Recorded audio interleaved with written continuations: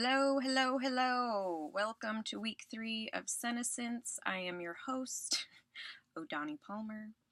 Um, so this is week 3. I've decided that instead of doing audio like I did for the first 2 weeks of Senescence, instead of doing the creative process information on audio, I thought I would move it over to video, make it a little more interesting and fun. Because we can go places like this very authentic beach that's kind of melting in with the real world. That's kind of cool. So hopefully that's not too distracting for you guys. But I put together a little list here. I'm trying to get organized. So first I wanted to talk about the purpose of the video, which I already did, which is about the creative process. And then also about the content delivery, the way that I've been delivering the story.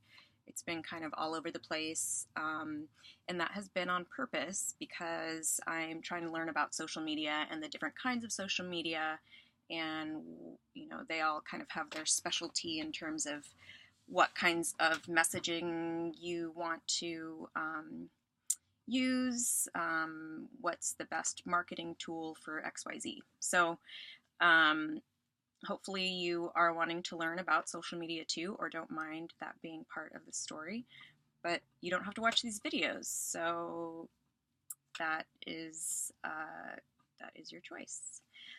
So just a little bit about my creative process. So I'm making up the story as I go. I'm very much influenced by my environment.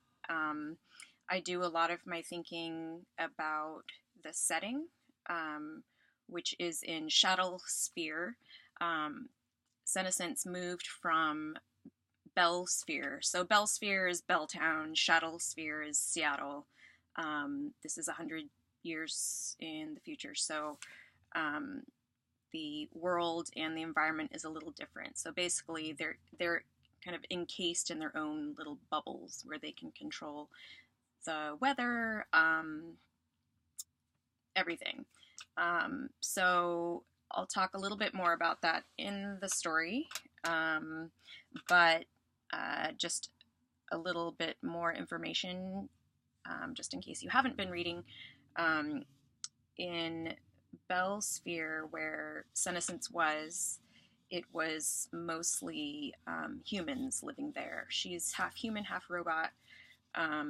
Her dad is a robot, so she kind of stuck out there.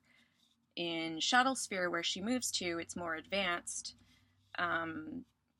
Most of the people there are robots, so again, she's kind of marginalized. However, the robots look very human, so you can't always tell with your eyeballs.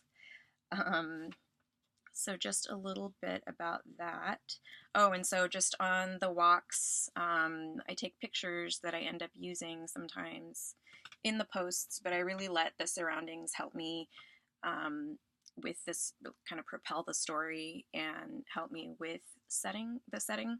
I am trying to, as much as I can, integrate my actual life with this kind of fantasy world that I'm working on, and I decided I'm going to call it efficient storytelling. When you use your environment to propel the story. So I already need to go on a walk with Buzz, so I use that time to make up the story. Last week, I focused a little bit more on teen depression. I'm not taking it head on, as you can see. I kind of want to make it, I don't want it to be like the central part of the story, but I also want it to be conveyed in a way that's realistic and helpful. So hopefully it is for some people.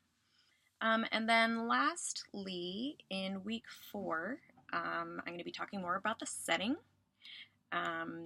What's with all the pink is the question that perhaps some of you are asking. And it starts with Senescence and Stymphalian in a museum in Shuttle Sphere. Stymphalian is Senescence's crush, in Shuttlesphere, where she's just moved to, and so he's been showing her around, and they start off in a museum that looks very familiar to Senescence. Oh, and lastly, I have to plug my Patreon page. I launched a Patreon page.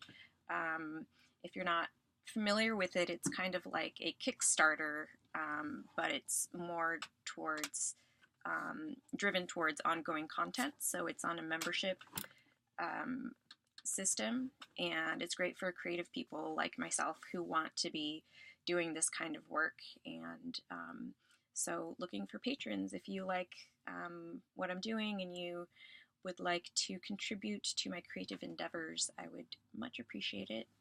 If not, please enjoy.